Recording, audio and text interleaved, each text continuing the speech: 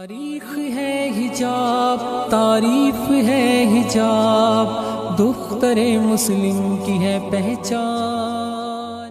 असल में तो जब हम इन तमाम चीज़ों का अहाता करते हैं और देखते हैं कि मसाइल ही मसाइल हैं, मसाइल का हल कहाँ से निकले, असबाब क्या हैं, वजूहात क्या है, तो असबाब और वजूहात की तरफ जब हम जाते हैं कि इतने बड़े वाक़यात हो गए, हादसात रूनुमा हो गए, हुआ क्यों, कैसे हुआ, तो जो पेश नज़र चीज़ें आती हैं, जो समझ में आती हैं, वो ये कि जब खुदा बेजार तहज़ीब होगी और खुदा बेजार फ़िक्र होगी, तालीम बेखुदा हो जाएगी, कोई खुदा का तसव्वुर नहीं होगा, कोई आखिरत की फ़िक्र, कोई जवाब एहसास जवाबदही नहीं होगा, तो फिर इसी तरह के वाक़यात और हादसात रूनुमा होते हैं।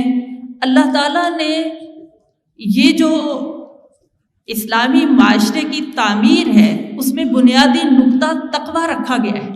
ख़ानदान के अंदर हो, माशरा हो, रियासत हो, उसकी बुनियाद तक़वा के ऊपर रखी गई कि या अय्युहन्नासु तक़ू रब्बकुमुल्लज़ी खलक़कुम मिन नफ्सिन वाहिदा व खलक़ मिनहा ज़ौजहा व बस्स मिनहुमा रिजालन कसीरन व निसा।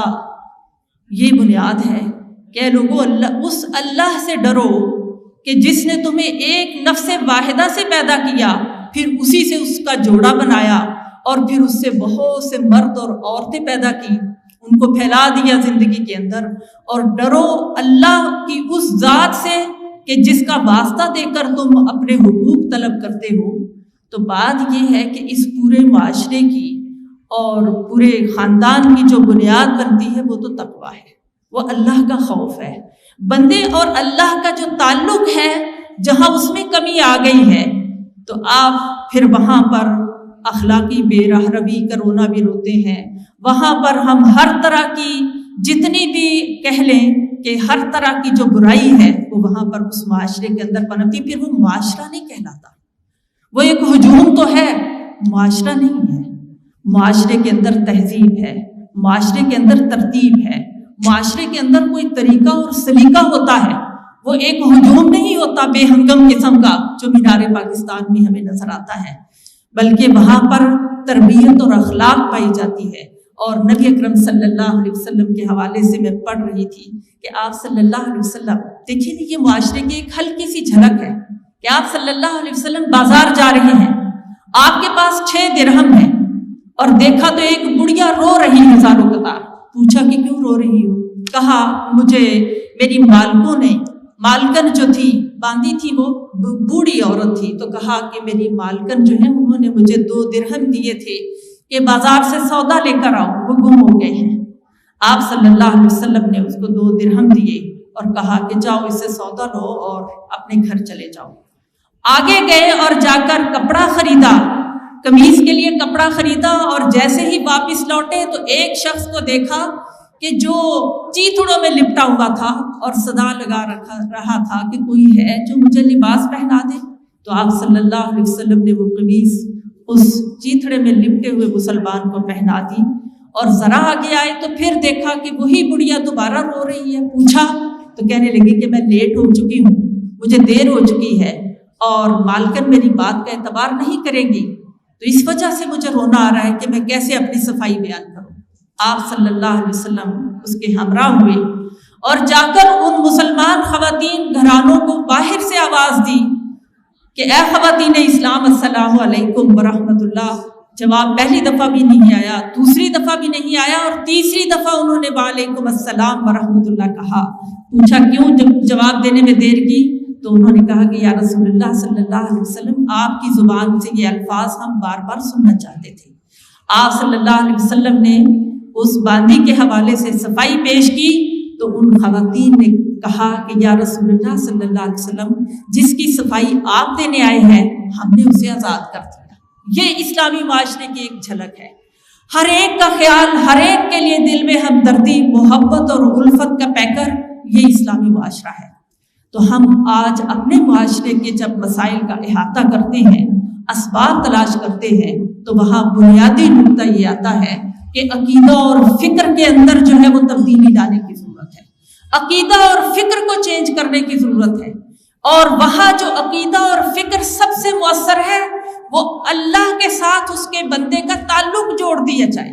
اور پھر دوسرا جو بہت اہم نقطہ ہے وہ یہ کہ جب ہر مسلمان کے دل کے اندر احساس جواب دہی موجود ہو کہ مجھے کسی کو جواب دینا ہے، تو پھر آپ دیکھیے کہ اخلاق بھی اچھے، تہذیب بھی اچھی، تعمیر بھی اچھی، سب کچھ جو ہے وہ درست ہوتا چلا جائے گا جب احساس جواب دہی ہوگا۔ اور تیسری چیز یہ کہ نبی اکرم صلی اللہ علیہ وسلم کی سنت سے محبت، اور ایسی محبت کہ وہ عمل کے اندر ڈھل جائے، تو پھر اسلامی معاشرہ جنم لیتا ہے۔ اب اس وقت جو معاشرہ ہمارے سامنے ہے، ہم اس کے امراض کو جب پیش نظر رکھیں تو ہمیں اس کا علاج بھی ڈھونڈنا ہے۔ اب میری بہنوں، ہم کہتے ہیں کہ معاشرے کے اندر بڑا انتشار پھیل گیا ہے، حقیقت میں معاشرہ انتشار کا شکار ہے، نسلیں بگڑ گئی ہیں، والدین اپنا کردار ادا نہیں کر رہے، اور پھر یہ کہ ایک آزادی ملی ہے معاشرے کے اندر، اور وہ آزادی کیا ہے؟ بے لگام آزادی ہے، بے تحاشا آزادی ہے، جو اس سلوگن پر جا کر ابھی ٹھہری بھی نہیں، ابھی آگے چل رہی ہے، نہ جانے ابھی منزلیں اور کتنی ہیں، اور وہ سلوگن میری مرضی، اگلا جملہ میرے سے نہیں کہا جاتا۔ تو میری مرضی کے اوپر جب جا کر ساری فکر ٹھہری ہے، تو اب آپ دیکھیں گے کہ اس سے ایسے ہی حادثات جنم لیتے ہیں، ایسے ہی واقعات رونما ہوتے ہیں۔ ہم اس سارے کچھ کو جب پیش نظر رکھ کر دیکھیں تو میں یہ سمجھتی ہوں کہ سب سے پہلے جس چیز کی اہم ترین ضرورت ہے، عقیدہ اور فکر، سوچ بدلی جائے۔ سوچ بدلے گی تو واقعتاً معاشرے کے اندر وہی کچھ ہوگا جو ہم ایک اسلامی معاشرے کے اندر دیکھنا چاہتے ہیں، اور یہ سوچ اسلامی سوچ کے کالم میں ڈلے۔ دوسری چیز جو ہے وہ والدین کا کردار ہے۔ دیکھیں، جب معمار اپنے کام سے غافل ہو جائے، تعمیر سے غافل ہو جائے، تو عمارت کیسی بنے گی؟ وہ مزدوروں سے کام لے اپنی تعمیر کا کہ وہی سارا کچھ اس کا نقشہ بنائے اور سارا کچھ کریں گے تو عمارت ٹیڑھی بنے گی، یا عمارت ایسی خراب بنے گی جو دھڑام سے گر جائے گی۔ تو معمار کو اپنے منصب کی پہچان کرنا اور اس تعمیر میں دن رات محنت اور جدوجہد سے کام لینا، اور اس کے لیے والدین بھی ہیں اور استاد بھی ہیں۔ تیسری چیز اداروں کا کردار ہے، اور اداروں میں بنیادی ادارہ جو ہے وہ خاندان کا ہے، پھر اس کے بعد آپ کا معاشرہ اور تعلیمی ادارہ ہے، اور پھر آخر میں چوتھا ادارہ جو ہے وہ ریاست کا ہے۔ ہر ادارہ جب اپنا رول ادا کرے گا تو پھر انشاءاللہ العزیز اس میں تبدیلی آئے گی۔ ماں کی جو لوریاں ہے، جب اس میں خدا موجود ہوتا ہے، اللہ کا تصور موجود ہوتا ہے، تو وہ ذہنوں کے اندر وہ بار بار ریپیٹ کرتا ہے۔ آج اگر تبدیلی نہیں ہے، اگر ہم آج کی ماں کو دیکھ رہے ہیں کہ وہ بچے سے غافل ہے، تو میں تو یہ سوچتی ہوں کہ اس ماں کو پرورش کرنے میں ہمارا رول ہے۔ ہماری گودوں میں پلنے والی اب مائیں بن رہی ہیں، تو اگر وہ اپنی اولاد سے غافل ہے تو اس میں کردار کس کا ہے؟ اور پھر ذرا سوچیے اپنی اولادوں، اپنے ماں باپ کے بارے میں، اپنی ماں کے بارے میں ذرا سوچیں، تو مجھے تو سچی بات یہ ہے کہ یاد آتا ہے کہ ذرا سا باہر تھوڑی دیر کے لیے کھیلتے تھے تو ماں کے پاس جب جا کے کوئی بات کرتے تھے، اگر لفظ میں بھی تبدیلی آ گئی، اگر پروننسیشن میں بھی ذرا سی چینج آ جاتی تھی، تو ماں کے کان کھڑے ہو جاتے تھے کہ آج کس کی صحبت لی ہے، آج کس کے ساتھ کھیلے ہو کہ تمہارا یہ جملہ غلط ہے، یہ لفظ غلط ہے۔ اتنی ہمہ وقت چوکس ماں تھی، تو آج ماں غافل ہے اپنے بچے کی تربیت سے۔ ایسے مزدوروں اور ایسے دہاڑی دار لوگوں کے حوالے بچوں کی تربیت کر دی گئی ہے کہ جو واقعتاً پھر ایسا کردار ادا کر رہے ہیں جو ہمیں اس وقت جن کا سامنا ہے۔ اور ایک بڑا سبب جو ہے وہ اس وقت سوشل میڈیا، جس سے میں آپ سب جو ہے وہ اس وقت واقف بھی ہیں اور اس کے برے اثرات بھی ہم جانتے ہیں، یہ بہت بڑا مرض ہے جس سے اس وقت ہم دوچار ہیں۔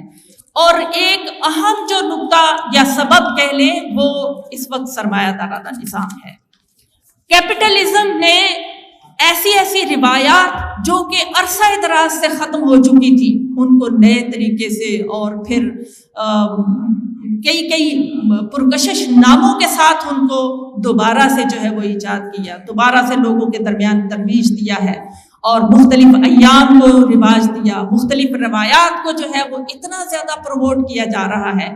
دراصل بات تو اتنی سی ہے کہ سرمایہ دارانہ نظام تو چاہتا ہے کہ عورت جتنی باہر نکلے، جتنا وہ حجاب سے بے حجاب ہو جائے، اتنا ہی اس کا سرمایہ بڑھ سکتا ہے، اتنی ہی اس کی پروڈکٹس جو ہے وہ سیل ہو سکتی ہیں۔ ایک حجاب کرنے والی خاتون وہ کتنے سے اس کے پروڈکٹس استعمال کریں گے، اس کو ضرورت ہی نہیں رہے گی۔ لیکن جس نے باہر بن سنور کر نکلنا ہے، جس نے اس پورے فیشن کے ساتھ اس ماحول کا حصہ بننا ہے، اس کو تو بہت ساری پروڈکٹس کی ضرورت ہے، سر کے بالوں سے لے کر پاؤں کے ناخن تک بہت ساری پروڈکٹس کی ضرورت ہے۔ تو سرمایہ دارانہ نظام سب سے بڑی رکاوٹ ہے حجاب کے اندر، تہذیب کے اندر، تعمیر کے اندر اور اسلامی معاشرے کے وجود کے حوالے سے۔ تاریخ ہے حجاب، تعریف ہے حجاب، دختر